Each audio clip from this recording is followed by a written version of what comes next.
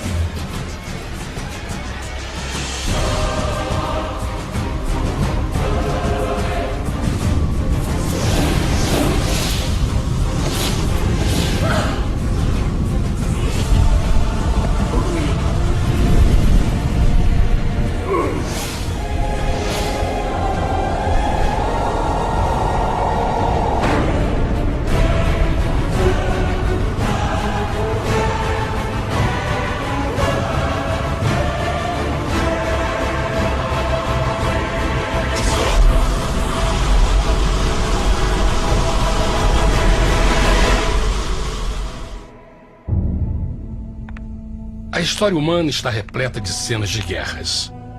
E todas as pessoas já experimentaram conflitos.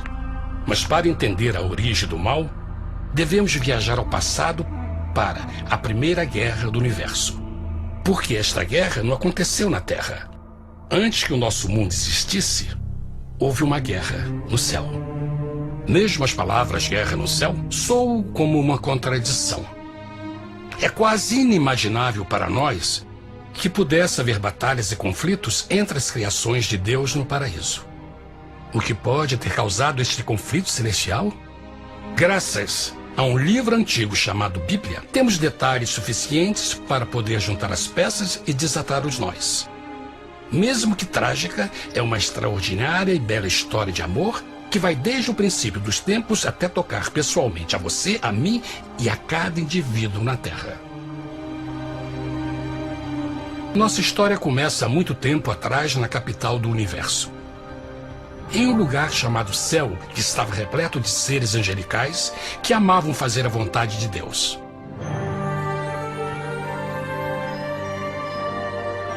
Sob o justo e amoroso governo do Criador, todo o céu desfrutava uma existência de felicidade e perfeita paz. O príncipe supremo do paraíso e comandante dos anjos era o poderoso e amoroso Filho de Deus, mais conhecido com o nome que adotou quando veio à Terra, Jesus. Ele tinha o mesmo propósito e pensamento com Deus, o Pai. O céu, sob o comando compassivo do Pai, Filho e Espírito Santo, provou ser um maravilhoso lugar de paz e alegria. Para realizar as ordens de Deus, a Trindade estava rodeada de um oceano virtual de inumeráveis espíritos ministradores chamados serafins e querubins, mais conhecidos como anjos. Estas poderosas e inteligentes criaturas descobriram que a felicidade estava em cumprir as ordens do Todo-Poderoso. Mas Deus criou um extraordinário anjo para atuar como líder de toda a multidão celestial. A Bíblia nos diz que seu nome era Lúcifer, que significa portador da luz. Este querubim foi o maior ser criado por Deus e assumia a posição mais próxima do trono de Deus, estando diretamente sob a autoridade de Jesus. A tarefa de Lúcifer era difundir a luz e o conhecimento da vontade de Deus a todos os outros anjos. Lúcifer foi o mais esplêndido ser criado por Deus. Era extremamente bonito e dotado de enormes poderes de liderança e organização. Entre os anjos, ele foi muito admirado, respeitado e amado como amigo. Mesmo assim, Deus previu o mal que Lúcifer estava a ponto de introduzir no reino da luz. Cheio de sabedoria e formosura, de todas as pedras preciosas te cobrias. Tu eras o querubim, ungido para cobrir, e te estabeleci. No monte santo de Deus estavas. No meio das pedras afogueadas andavas. Perfeito eras nos teus caminhos, desde o dia em que foste criado, até que se achou iniquidade em ti. Quando Lúcifer percebeu a sua beleza e poder, seu coração pouco a pouco começou a mudar. Permitiu que seu enfoque se afastasse de Deus e direcionou seu amor para si mesmo. Talvez nunca saberemos completamente como e porquê estas sementes de rebelião germinaram em seu coração. Mas o profeta Isaías nos dá uma visão do pensamento de Lúcifer. Como caíste desde o céu, ó estrela da manhã, filha da alva! Como foste cortado por terra, tu que debilitavas as nações! E tu dizias no teu coração: eu subirei ao céu, acima das estrelas de Deus exaltarei o meu trono. Subirei sobre as alturas das nuvens e serei semelhante ao Altíssimo. Lúcifer, aos poucos, começou a cobiçar o poder de Deus, mas não sua personalidade. Ao pensar em suas próprias habilidades e belezas extraordinárias, os perversos tentáculos do orgulho e vaidade congelaram sua mente. Este ressentimento e inveja fizeram com que ele violasse a lei sagrada de Deus e se rebelasse contra seu governo. Precisamos fazer uma pausa e esclarecer algo. Desde o princípio, Deus ordenou que as leis da física governassem o mundo material em que vivemos. Sem essas leis naturais, o universo seria um caos. Do mesmo modo, as leis morais de Deus sempre têm dado segurança e estabilidade ao cosmos. Alguns pensam que os 10 mandamentos não existiram, até que o Senhor os entregou a Moisés no Monte Sinai. Mas as Escrituras nos ensinam que os princípios das leis de Deus sempre existiram por toda a eternidade, pois são a base fundamental de seu reino de amor. Seguros todos os seus mandamentos, permanecem firmes para todo sempre e são feitos em verdade e retidão. Os 10 mandamentos são um resumo das características de um Deus de amor. Os primeiros 4 mandamentos descrevem quem é Deus, seu poder, seu território e autoridade. Os últimos 6 descrevem como é Deus, sua honestidade, sua pureza, sua fé. Todas estas coisas sempre foram verdade e sempre serão verdade. Agora, pela primeira vez na história da eternidade, Lúcifer começou a violar estes princípios perfeitos. Lúcifer sabia que se fosse compartilhar o poder e status de Deus, necessitaria de apoio. E deu início ao trabalho. Começou sorrateiramente a circular entre os outros anjos, plantando sementes de dúvida e descontentamento a respeito da liderança de Deus, ao mesmo tempo em que, sutilmente, revelava suas próprias virtudes.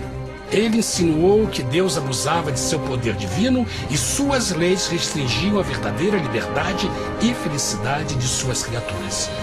Com seu raciocínio audaz e poder de influência, Lúcifer pôde persuadir a um grande número de anjos a se unirem para seu motim.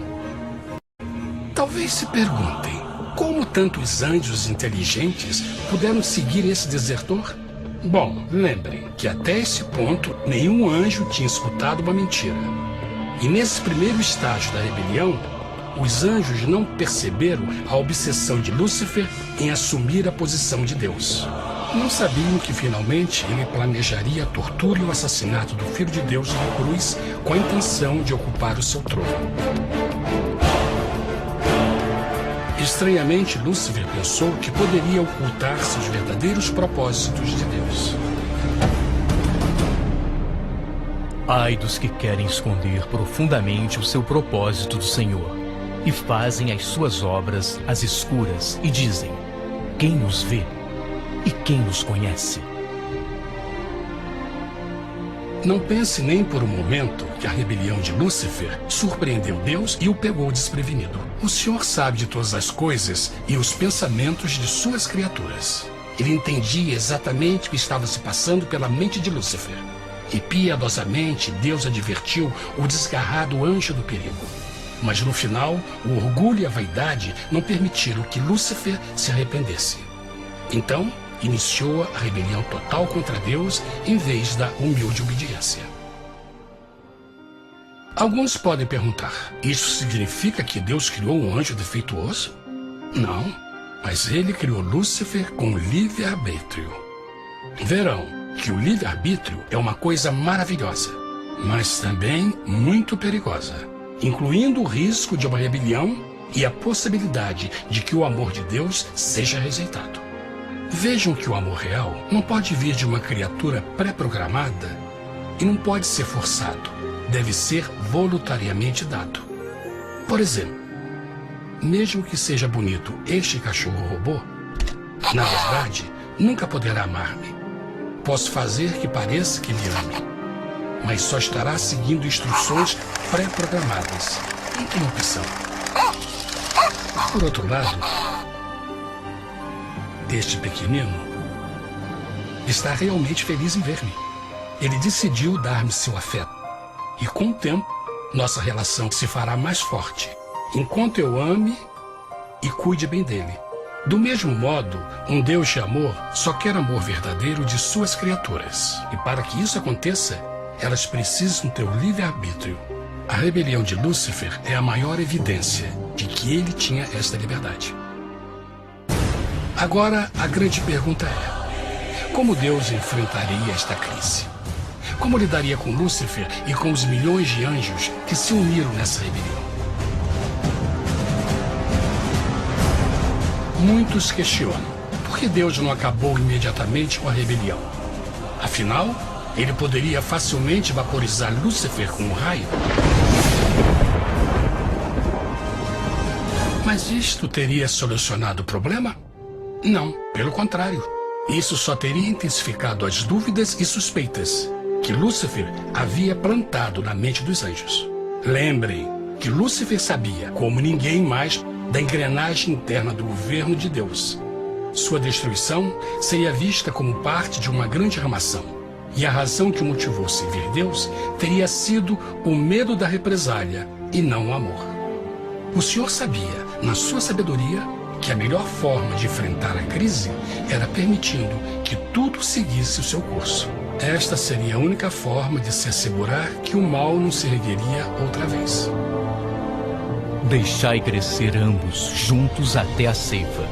E por ocasião da ceifa, direi aos ceifeiros: colhei primeiro o joio e atai-o em molhos para o queimar, mas o trigo ajuntai-o no meu celeiro. Na parábola do joio e do trigo, Jesus descreve que um tempo de crescimento é necessário para que uma planta revele sua verdadeira natureza. No seu entendimento infinito, Deus sabia que com o tempo, o caráter real de Lúcifer seria exposto e que os amargos frutos de sua rebelião seriam vistos. Até agora, os cidadãos do universo não estavam familiarizados com o pecado e até onde os levaria. Mas isso mudaria quando eles vissem por si mesmos sua terrível natureza autodestrutiva. Afinal, a sabedoria e o amor do governo de Deus seria para sempre confirmado e o universo estaria seguro. Quando Lúcifer e seus seguidores revelaram abertamente sua rebelião, o Senhor soube que não haveria paz se permitisse que eles ficassem no céu. Deveria impor um limite, entrar em ação e enfrentar os rebeldes. Mas Lúcifer e seus seguidores nunca sairiam por vontade própria ou pacificamente. O passo seguinte foi a guerra. houve batalha no céu. Miguel e os seus anjos batalhavam contra o dragão. E batalhavam o dragão e os seus anjos. Mas não prevaleceram, nem mais o seu lugar se achou nos céus. E foi precipitado o grande dragão, a antiga serpente, chamada o Diabo e Satanás, que engana todo mundo. Ele foi precipitado na terra, e os seus anjos foram lançados com ele. A Bíblia não revela exatamente que tipo de armas foram usadas durante este conflito cósmico. Mas esta guerra foi como nenhuma guerra que os olhos mortais já viram. Apocalipse 12:4 nos diz que finalmente Lúcifer e 1/3 dos anjos de Deus foram expulsos do paraíso.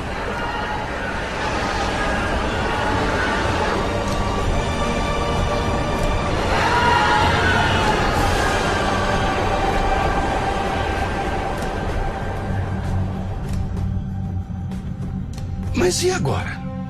Lúcifer tinha milhões de anjos ao seu lado, mas precisava de um pedaço de chão para continuar sua rebelião. Rápido, muito rápido, o universo começou a entender o quão doloroso e caro o pecado poderia chegar a ser. Mas a guerra não tinha terminado, apenas começava. Lúcifer, o portador da luz, agora virou Satanás, o adversário.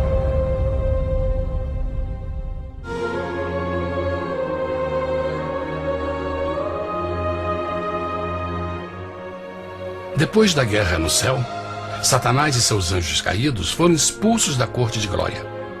Por um tempo, o diabo e seus demônios vagaram pelo universo buscando inutilmente mundos que se compadeceram e se uniram à sua rebelião.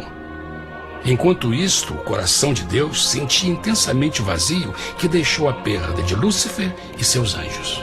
Então o Pai, o Filho e o Espírito Santo retomaram o seu trabalho favorito, o maravilhoso trabalho da criação. Decidiram fazer um mundo novo, pleno, com muita variedade e diversas criaturas de amor. Este novo mundo seria único, porque as criaturas principais seriam feitas à imagem de Deus. Para eles, o Senhor também daria o domínio deste planeta novo, que conhecemos como Terra.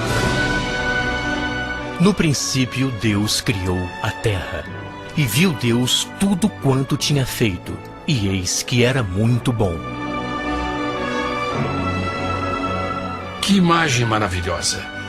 Deus forma um novo mundo, nosso planeta, Terra. E em cada maravilhoso dia da criação, algo novo e espetacular começa a fazer parte da cena. Por exemplo, no terceiro dia, Deus falou e uma linda e exuberante vegetação fez parte da existência. Plantas de todas as cores, formas e tamanhos. No quinto dia, o mundo estava repleto de espantosas e exóticas criaturas, que podiam tanto se elevar aos céus como deslizar pelas águas azuis. E outras podiam fazer as duas coisas. No sexto dia, houve a introdução de um grande número de animais terrestres. Desde o gigante elefante até o pequeno esquilo, cada um encontrou um lugar nesse novo planeta para viver em harmonia com o resto da criação. E também no sexto dia, Deus criou o homem. E disse Deus: façamos o homem à nossa imagem, conforme a nossa semelhança. E formou o Senhor Deus o homem do pó da terra, e soprou em suas narinas o fôlego da vida, e o homem foi feito alma vivente. E plantou o Senhor Deus um jardim no Éden, do lado oriental, e pôs ali o homem que tinha formado.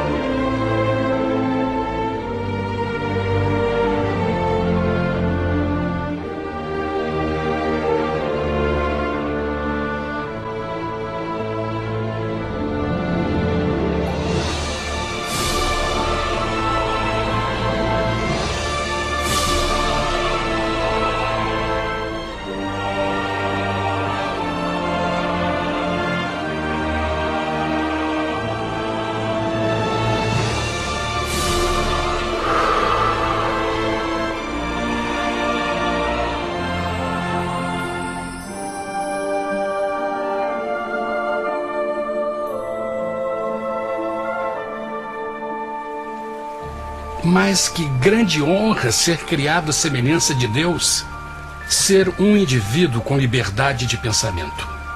No princípio, o homem não percebia a sua nudez. Provavelmente porque antes do pecado ele estava vestido de glória e luz.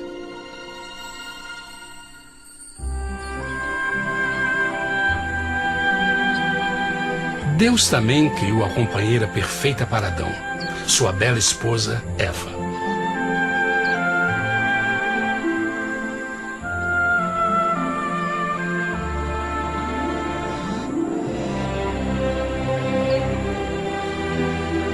O feliz casal foi colocado em um magnífico jardim perfeitamente projetado para aumentar sua felicidade. Para Adão e Eva e as outras criaturas da terra, também foi dado o privilégio divino de procriar a sua própria imagem. A intenção de Deus foi que a raça humana tivesse domínio sobre este paraíso perfeito para sempre. Eternamente felizes e saudáveis, trabalhariam com a flora do jardim de Deus, enquanto desfrutariam o afeto e companhia de todas as criaturas sob seus cuidados. O ambiente que nossos primeiros antepassados experimentaram foi muito diferente do mundo de hoje. As rosas não tinham espinhos, os insetos não mordiam nem picavam, e os leões e as ovelhas brincavam juntos. Mas a grande bênção era os humanos viverem em perfeita harmonia com seu Criador. A cada 7 dias, Adão e Eva descansavam de seu prazeroso trabalho e gozavam de uma comunhão com a visita de seu Criador. Era um mundo esplêndido e maravilhoso. E esse estado de felicidade teria continuado eternamente se nossos primeiros parentes tivessem mostrado fidelidade com uma simples prova. Mas da árvore do conhecimento do bem e do mal, dela não comerás, porque no dia em que dela comeres, certamente morrerás. Visto que o adversário havia contaminado o universo com sua rebelião, o Senhor viu a necessidade de uma simples prova de amor e lealdade. Lembrem que os anjos bons acabaram de ver 1/3 de seus amigos serem expulsos do céu durante a guerra. Como estariam seguros de que esses novos humanos não se uniriam a Lúcifer e causariam problemas? Então o Senhor plantou uma árvore no jardim, uma árvore cujo fruto não deveria ser comido sob pena de morte. Ao passar por esta simples prova de obediência, Adão e Eva mostrariam a lealdade para com Deus e a fé em sua palavra. Ainda mais, era uma prova de amor. Por isso, Jesus disse em João 14, se me amais, guardais meus mandamentos. Mas alguém mais soube desta prova de fé e estava determinado a usá-la em seu favor. Satanás estava com inveja dos humanos que desfrutavam da bendita vida que ele perdeu. Sua feliz existência estava em total contraste com a sua, que agora estava cheia de culpa, pecado e miséria. Com ressentimento e raiva, não estava disposto a deixar o casal em paz, pois o pecado sempre buscará arrastar a outros consigo.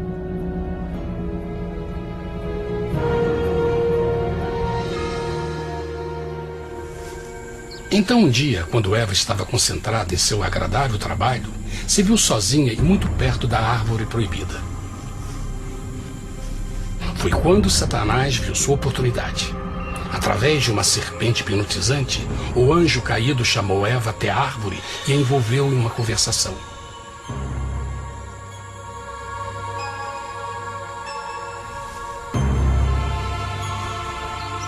Suas palavras encantadoras foram cuidadosamente calculadas para gerar desconfiança a Deus.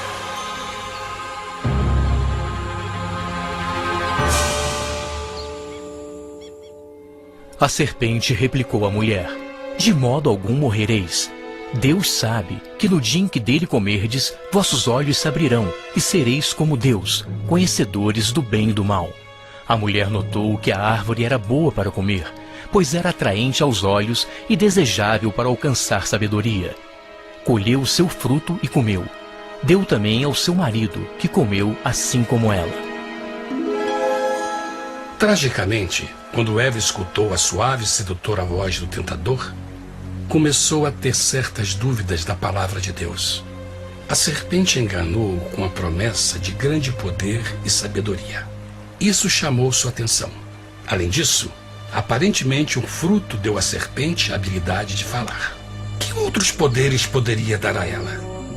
E mesmo tendo acabado de conhecer a serpente, ela confiou em sua palavra acima da de Deus, quem a criou, e lhe deu um paraíso para viver. Então Eva comeu o fruto proibido e convenceu seu esposo a fazer o mesmo. Adão poderia ter escolhido ser fiel a Deus, mas colocou seu amor pela esposa acima do seu amor por Deus. Quando os nossos primeiros parentes mostraram lealdade ao inimigo, o domínio da terra foi tomado por Satanás.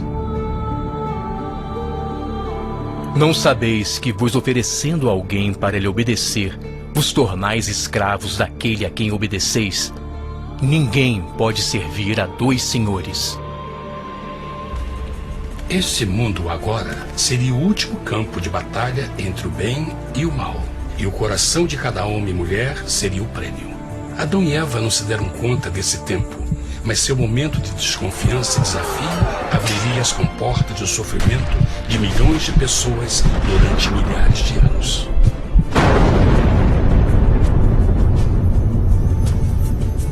Portanto, como o pecado entrou no mundo por um homem, e por ele a morte, e assim a morte transmitiu-se a todos os homens naquele em quem todos pecaram.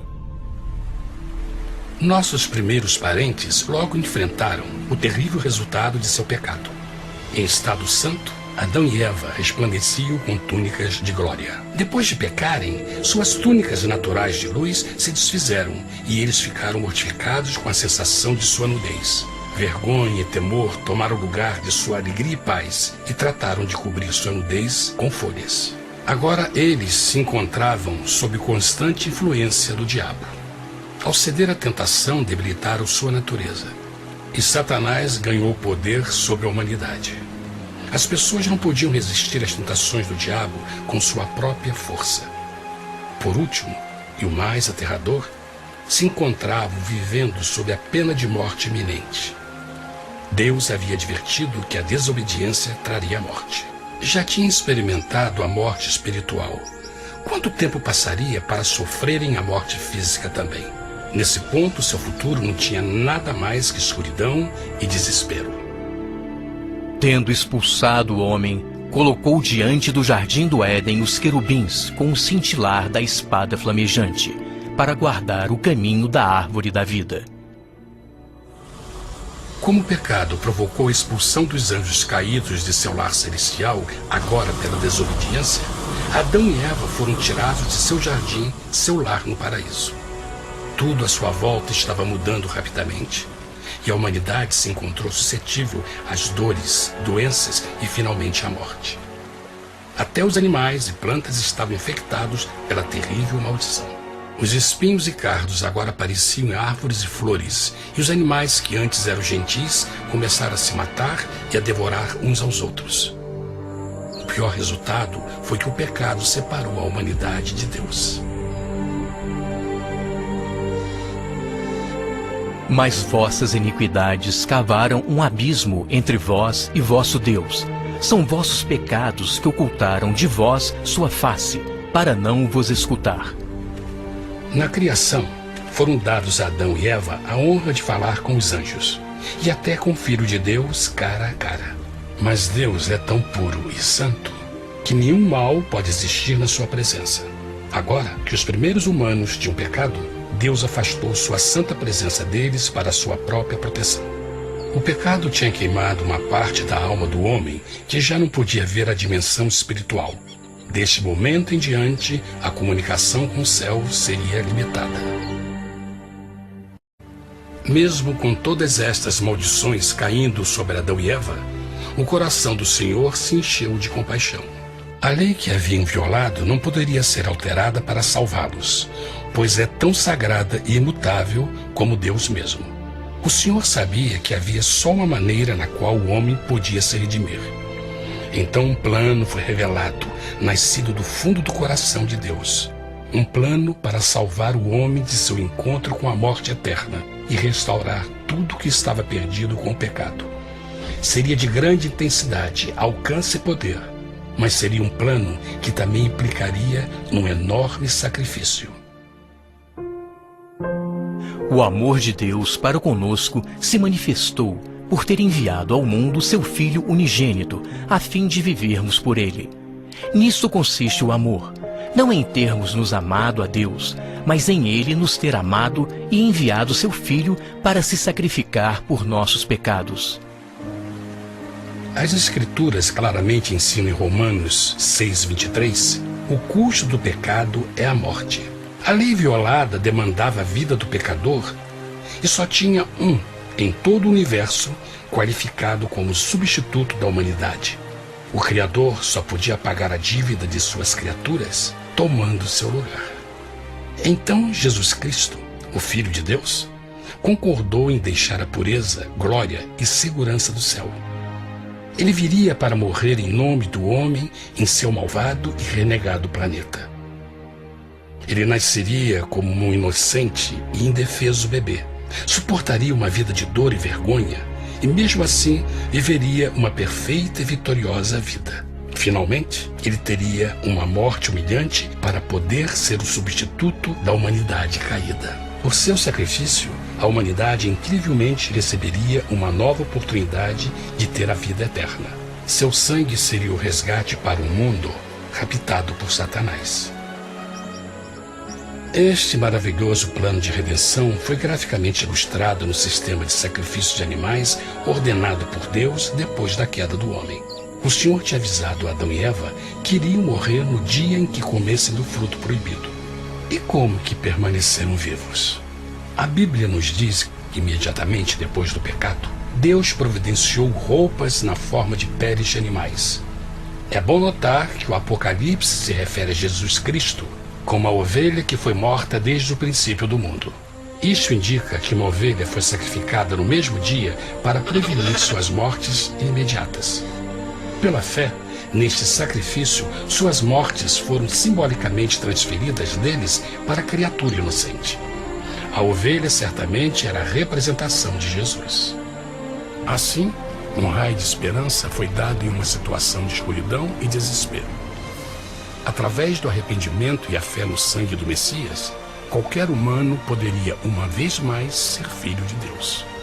Mas mesmo com este grande plano para a humanidade, Satanás ainda tinha o domínio da terra. E a vida na terra não estava fácil. No mundo haveis de ter aflição, mas coragem, pois eu venci o mundo. Naturalmente, muitos se perguntam, como um Deus amoroso e poderoso permite dores e sofrimentos no nosso mundo atual? Mas está claro desde o Gênesis que Deus nunca quis que nós tivéssemos o conhecimento da dor dessa vida. Quando o mundo saiu das mãos de Deus, a terra era um maravilhoso paraíso. Foi o pecado de Adão e Eva que deu a Satanás o direito de assumir o controle deste planeta.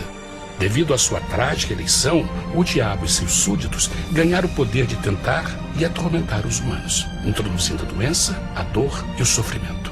Talvez fosse melhor perguntar: por que Satanás não tem o controle total da humanidade?